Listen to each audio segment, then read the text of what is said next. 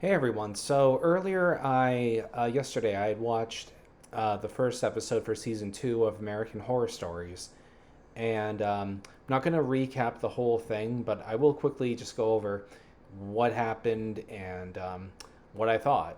So first of all, I've seen everything in the franchise. I've seen all 10 seasons of the main show, and I saw the first season of the spinoff last summer, American Horror Stories. And um, I do have my favorites, like everyone else does. I recently rewatched it with a friend of mine who hadn't seen it before, so it was Red Tide. So it was fresh in my mind. I mean, I wrapped this up earlier this week. So with that in mind, I definitely went into it ready for some more. So it didn't feel like a whole year had gone by, a huge gap. Anyway, so American Horror Story season two. First of all, I didn't dislike the first season. A lot of people were really hard on it. I will be the first to admit I have a medical condition anyway, so my memory isn't very good. But there were only two episodes I could really remember the broad strokes anyway. The one with the drive-in theater, and the one with the YouTubers who were killed by that Santa. Anyway, I will say, most of the episodes weren't as good as some of my more favorite mainstream episodes. Anyway, very strong start for this season, though, because this was up there with some of my favorite stories in the franchise so far.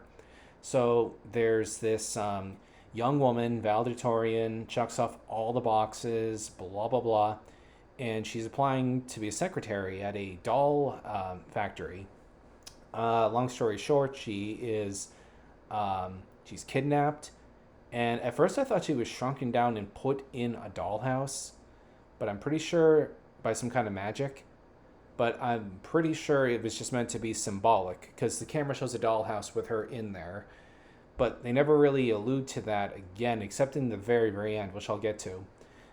So at first, when she's told there's no way to escape, I thought, oh, it's because only the guy who kidnapped her and his thug have these magical abilities to do it, but they never really imply that either. So anyway, she wakes up in a house, and it's an estate with four other young women, and they're told that the factory owner's son, his mother passed away, and they reveal how. It's pretty nefarious.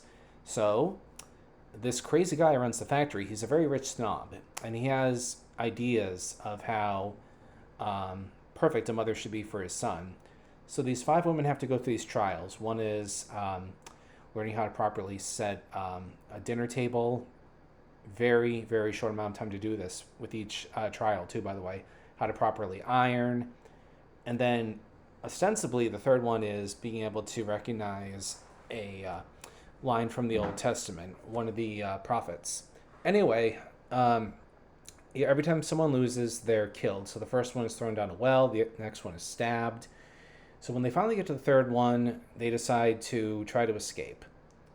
And along with the main character, there are two survivors now. One of them is kind of slows down the other one, so she kills her. And then that one is killed by the thug with a gun. So finally, the main character gets to the other building on the estate and tries to get the son to go with her to escape. He tases her and she wakes up and she finds out, hey, she passed the test because the real test was who would go back and care about the son. Anyway, she's put into this device that molds plastic over her, so she's literally a living doll now. And you think at that point, oh, this is a very sad ending. And it would have struck the horror tone if they had ended it there. However, interesting thing, throughout the episode, she moves a fire truck a few times with psychic powers. It's very clear that she can use magic. She has psychic abilities. And I was surprised that they didn't kick in when she was molded. But sure enough, the witches from the Coven make their second reappearance in the franchise since Coven ended. This is years ago, by the way, in the 60s.